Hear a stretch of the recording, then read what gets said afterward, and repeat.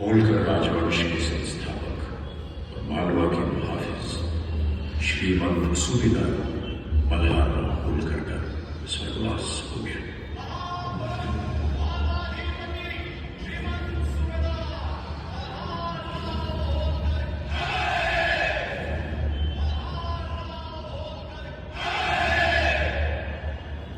अपने जीवन काल में उन्होंने पेशवाओं की फौजों के साथ अटक से कटक तक कई मुश्किल मुहिमों को अंजाम दिया और अंतिम दिनों में मराठा महासंघ के 5 वस्तुतः स्वतंत्र शासकों में से एक बने। मल्हारराव को आज भी रियासत के सबसे इंसाफ पसंद, काबिल और दूरदर्शी राजा के रूप में बड़े सम्मान के साथ याद किया जाता है। वीरो महान योध गणेश मुख्य बलाधिपति शस्त्र विधान सुज्ञ सदा यशस्वी सततम समर्थ मल्लारिरावो विदित पृथिव्या। मल्हारराव के निधन के बाद राजा की रियासत बनकर रह गई थी। ऐसी स्थिति में मल्हारी जेठ का भी क्या औचित्य था। तब अहिल्याबाई ने पेशवा के दरबार में अर्जी भेजकर मालवा पर शासन का अधिकार मांगा। ये एक पेचीदा स्थिति थी। जिस जमाने में औरतें घर बार की जिम्मेदारियों में बंधी रहती थी, वहां एक औरत रियासत की बागडोर संभाले। ऐसी बात जो कभी किसी ने न सुनी या देखी थी। अहिल्याबाई की अर्जी पर लोग तरह तरह की बातें बनाने लगे। यहां तक कि होलकर राज को हड़पने का षड्यंत्र भी रचा गया। अहिल्याबाई शासन के दांव पेच बखूबी जान चुकी थी, लिहाजा अपने विरोधियों को चुप कराने में वो कामयाब रही और 1767 में उन्हें मालवा का बाकायदा शासक घोषित कर दिया गया। महेश्वर को मालवा की राजधानी बना दिया गया। ईश्वर ने मुझे एक बहुत भारी दायित्व सौंपा है जो मुझे पूरा करना है।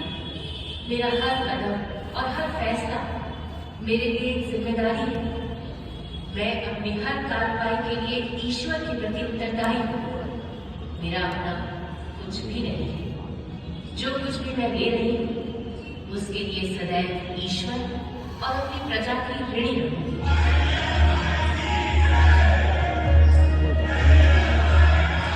अहिल्याबाई के हर भाव में सादगी थी, परंतु उनके चेहरे का विलक्षण तेज और व्यक्तित्व में भक्ति और वीरता का अद्भुत संबंध। उन्होंने कुशलतापूर्वक मालवा का शासन और उसकी व्यवस्था को संभाला।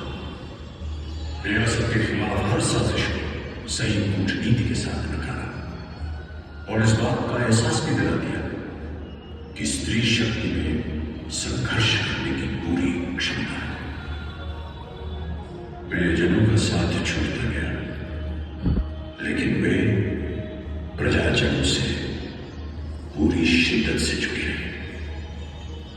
खुद एक साथ जीवन जिया, परंतु नीति निपुणता से उन्होंने प्रजा को अमन और याचक पीड़ितों को अधिकार दिलाया।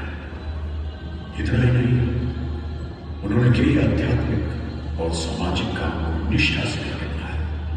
मुल्क भर में सैकड़ों मंदिर और आश्रम बनाए।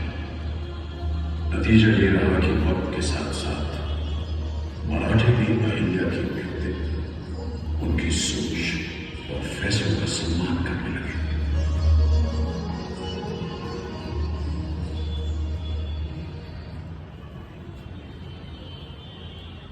होलकर रियासत को संपन्नता, संपदा, संस्कृति और कला की नई ऊंचाइयों तक पहुंचाने के बाद 1795 में मातोश्री अहिल्याबाई का स्वर्गवास हो गया। इतिहासकार इंसाफ और तरक्की के मामले में उनके दौर की तुलना बादशाह अकबर के जमाने से करते हैं। अहिल्याबाई को इंदौरवासी देवी मां मानते हैं।